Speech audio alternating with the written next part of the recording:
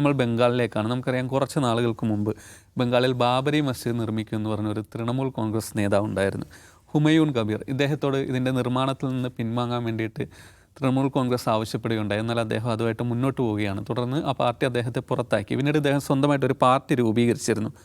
ആം ജനത ഉന്നയൻ എന്നായിരുന്നു ആ പാർട്ടിയുടെ പേര്.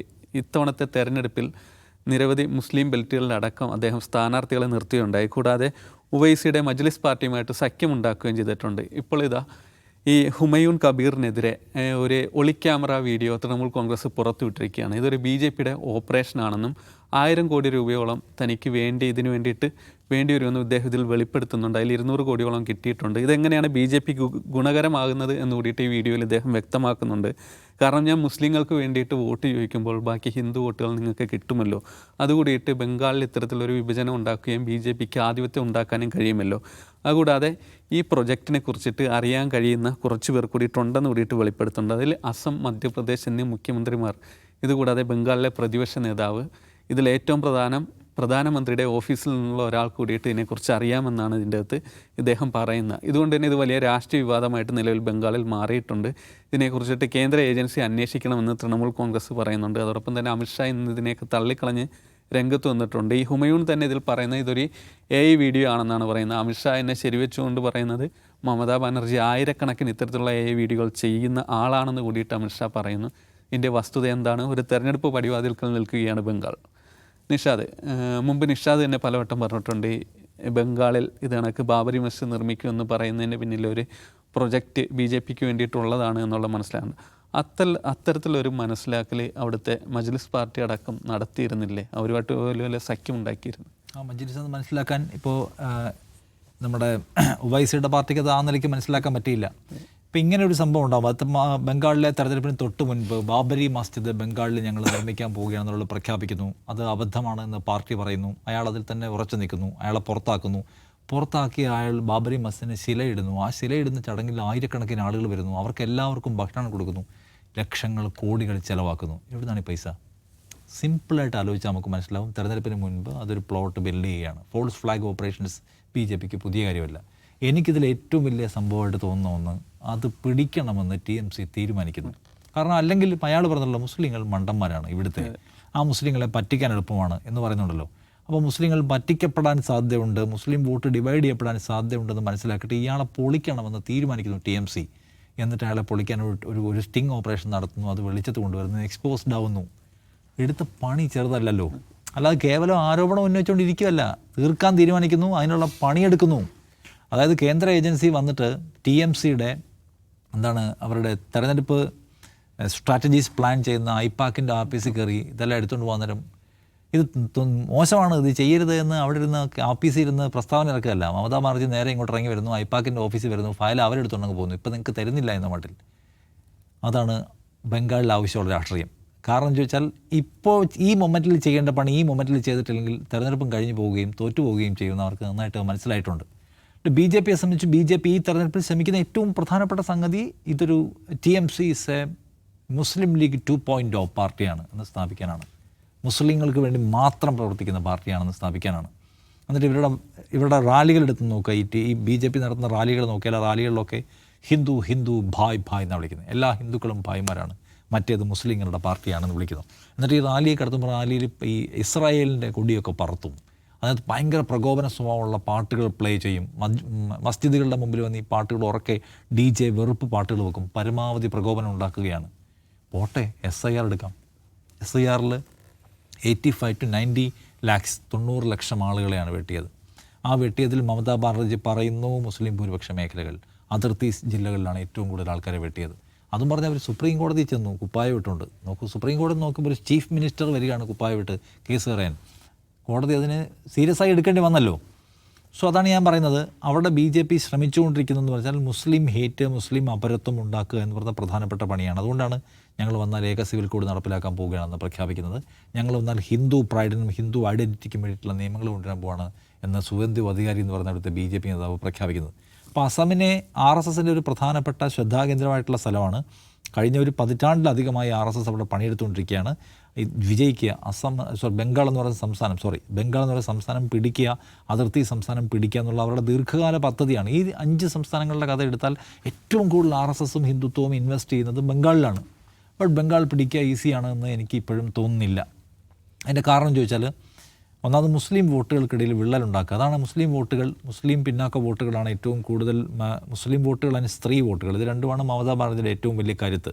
അതിനകത്തൊരു ചെതറലുണ്ടാക്കുക. BJP എപ്പോഴും ശ്രമിക്കുന്നത് അങ്ങനെയാണ്. അതായത് മതനിരപേക്ഷ പാർട്ടികൾ അല്ലെങ്കിൽ അവരുടെ എതിരാളി പാർട്ടികളുടെ വോട്ട് ബേസിനകത്ത് കൺഫ്യൂഷൻ ഉണ്ടാക്കുക. ഉത്തർപ്രദേശിലേക്ക് പോയാൽ അവിടെ BSP ജയിക്കും, RJD ജയിക്കും, അല്ലെങ്കിൽ മായാവതി ജയിക്കും എന്നൊക്കെ പറഞ്ഞ് പലതരത്തിലുള്ള കൺഫ്യൂഷൻസ് അവരുണ്ടാക്കും.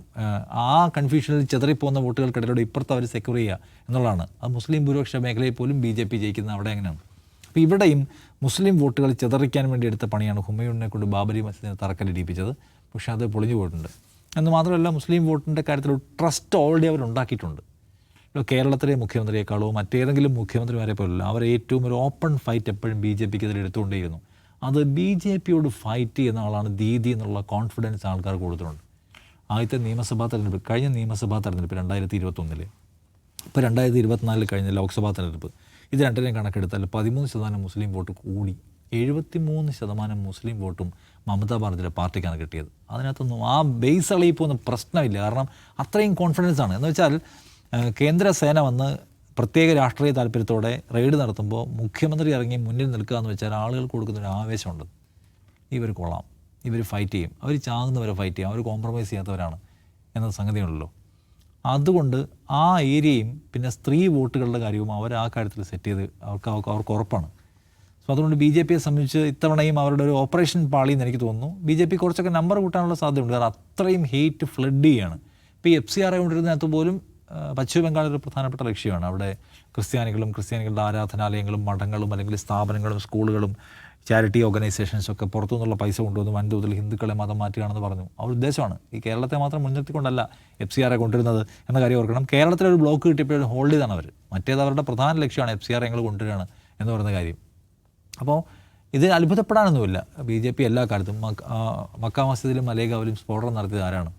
ഇപ്പോൾ നമുക്കറിയാം ആരാണ്. അന്ന് നമ്മൾ മനസ്സിലാക്കിയ എന്താണ്? മുസ്ലിങ്ങൾ പൊട്ടിച്ചു എന്നുള്ളതാണ്.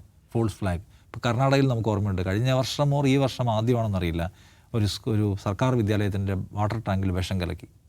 പ്രധാന അധ്യാപകനാണ് ഉത്തരവാദി. അദ്ദേഹത്തെ സ്ഥലം മാറ്റണം, അദ്ദേഹത്തെ പുറത്താക്കണം, അദ്ദേഹത്തെ ശിക്ഷിക്കണം എന്നാവശ്യപ്പെട്ടുകൊണ്ട് ഹിന്ദുത്വ സംഘടനകളോട് സമരം നടത്തി. ഫൈനലി കണ്ടുപിടിച്ചു ആരാണ് കലക്കിയത്. പ്രധാന അധ്യാപകൻ മുസ്ലിമായിരുന്നു.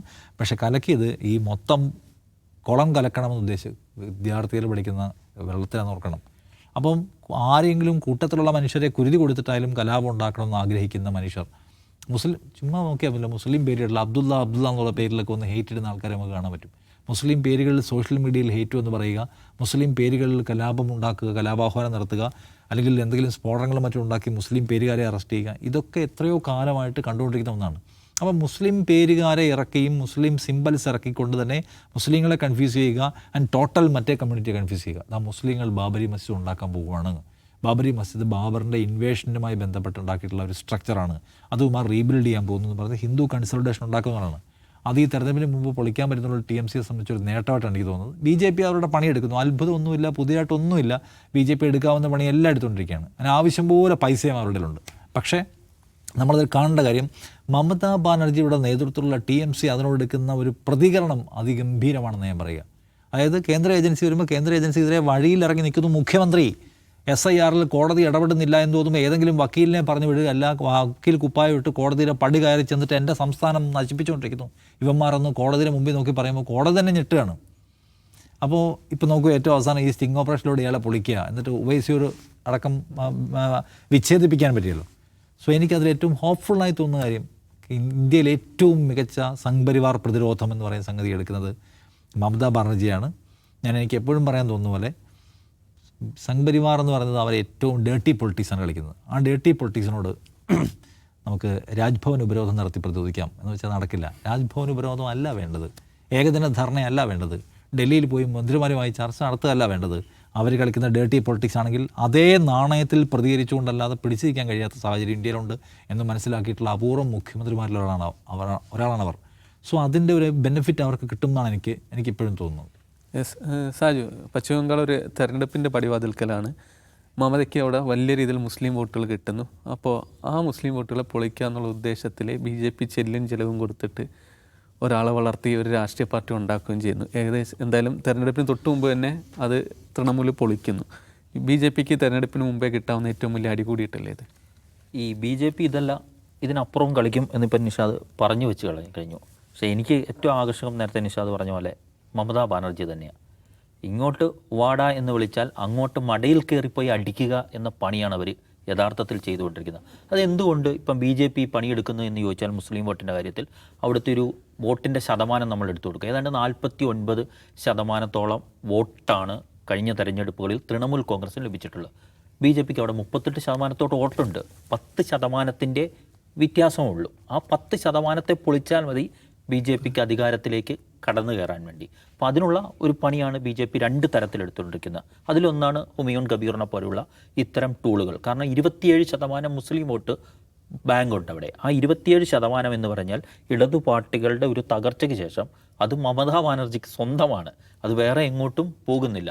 ഒപ്പം തന്നെ നേരത്തെ ചോദിച്ചാൽ സ്ത്രീ വോട്ടർമാർ, ഇതിനെ രണ്ടിനെയുമാണ് ഇവർ പൊളിച്ച് കളയാൻ ശ്രമിക്കുന്നത്. നമ്മൾ നോക്കുക, SIR നോക്കൂ. SIRന്റെ കാര്യത്തിൽ നേരത്തെ നിഷാദ് പറഞ്ഞു 92 ലക്ഷം പേര്. ആ 92 ലക്ഷം പേരെ തന്നെ വെട്ടിയത് ആദ്യം ഒരു 62 ലക്ഷം പേരെ രേഖകളില്ലാത്തവർ അവരിവിടെ എന്നുള്ള മാറ്റുന്നു. പിന്നീട് രേഖകളിൽ സംശയമുള്ളവർ എന്ന് പറഞ്ഞു ഒരു 60 ലക്ഷം പേരുടെ പട്ടിക വരുന്നു. അതിൽ നിന്ന് 27 ലക്ഷത്തിലധികം പേരെ ഒഴിവാക്കുന്നു. ഇങ്ങനെയാണ് അത് ആ 92ലേക്ക് എത്തുന്നത്. അവിടെ നമ്മളെല്ലാം പരിശോധിക്കുമ്പോൾ അവിടെ തന്നെ അത് വെട്ടിയിരിക്കുന്ന മുഴുവൻ ഈ മുസ്ലിം ആധിപത്യ മേഖലകൾ. അത് ആധിപത്യ മേഖലകളിൽ മുസ്ലിം ജനസംഖ്യ മജോറിറ്റിയുള്ള സ്ഥലങ്ങൾ. ആ സ്ഥലങ്ങൾ കേന്ദ്രീകരിച്ച് ഇതിനെ അങ്ങ് വെട്ടാം, വ്യാപകമായി വെട്ടാം എന്നുള്ളതാണ്. ഒരു ഉദാഹരണമായിട്ട് നമ്മൾ പറഞ്ഞു കഴിഞ്ഞാൽ മുർഷിദാബാദ്, മാൾഡ, ഉത്തർ ദിനാജ്പൂർ പോലുള്ള മേഖലകൾ അവിടുന്ന് മാത്രം വെട്ടിക്കളയുന്നത്. ഇത് ഈ വെട്ടിക്കളയുന്ന വോട്ടെത്രയാണെന്ന് വെച്ചാൽ ആകെ വോട്ടർ പട്ടികയിലുള്ളതിൻ്റെ 12% SIRന്റെ പേരിൽ അവിടെ വെട്ടിക്കളയുന്നത്. അത് കൃത്യമാണ്. ഇലക്ഷൻ കമ്മീഷനെ എങ്ങനെ ഉപയോഗിക്കണം എന്നതിൻ്റെ ഒരു ഉദാഹരണമാണ്. അതിനകത്ത് പുറത്തു പോകുന്നവരാരാ? സാധാരണക്കാരായ മനുഷ്യർ മാത്രമൊന്നുമില്ല.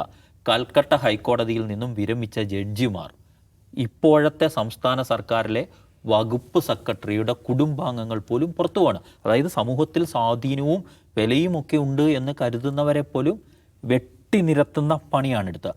ഇതുപോലെ തന്നെ മുസ്ലിങ്ങൾ കഴിഞ്ഞാൽ ഇത് പട്ടികയിൽ നിന്ന് പുറത്താക്കാൻ വേണ്ടി അവർ ഏറ്റവും കൂടുതൽ പണിയെടുത്ത ആരെയാണ്? സ്ത്രീകളെയാണ്. അതും ദീദിയുടെ ഒരു കരുത്താണ് അവർ. അപ്പോൾ അവരെയും ഇങ്ങനെ കളഞ്ഞു. ഇനി ഈസ്റ്റ് മിഡ്നാപ്പൂരിലെ നിയമസഭാ മണ്ഡലത്തിൽ സാമ്പാർ ഇൻസ്റ്റിറ്റ്യൂട്ട് നടത്തിയൊരു പഠനമുണ്ട്, സബാർ ഇൻസ്റ്റിറ്റ്യൂട്ട്. അതിനകത്ത് പറയുന്നത് ഈ പുറത്തായതിൽ 95% പേരും മുസ്ലിം വോട്ടർമാർ തന്നെയാണ് എന്നാണ് പറയുന്നത്. ഇതിനകത്ത് രേഖകൾ ഹാജരാക്കിയ ശേഷവും ആളുകളെ ഒഴിവാക്കുന്നു. പിന്നെ ആ രേഖകളിൽ ചില പ്രശ്നങ്ങളുള്ള മനുഷ്യരുണ്ടാവും എല്ലായിടത്തും.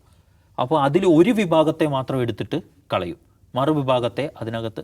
അപ്പോൾ തുല്യനീതിയുടെ ഒരു പ്രശ്നം അവിടെയുണ്ട്. ഇങ്ങനെ ഭരണഘടനാ സ്ഥാപനങ്ങളെ പോലും ആ രീതിയിൽ BJP ഉപയോഗിക്കും. അതിൻ്റെ കൂടിയാണ് ഈ ഹുമയൂൺ കബീറിനെ പോലുള്ള ടൂളുകളെ ഉപയോഗിക്കുന്നത്. ഇദ്ദേഹം നേരത്തെ പറഞ്ഞാൽ ബാബരി മസ്ജിദ് നിർമ്മിക്കാൻ പോകുന്നു എന്ന് പ്രഖ്യാപിക്കുന്നു. കുറേ ഏക്കർ കണക്കിന് സ്ഥലം എടുക്കുന്നു. 86 കോടി രൂപയുടെ പ്രൊജക്റ്റാണ് ഇത് എന്ന് പ്രഖ്യാപിക്കുന്നു. ഇതിന് നേരത്തെ ഒരു ശിലാസ്ഥാപന പരിപാടിയൊക്കെ നടത്തുന്നു.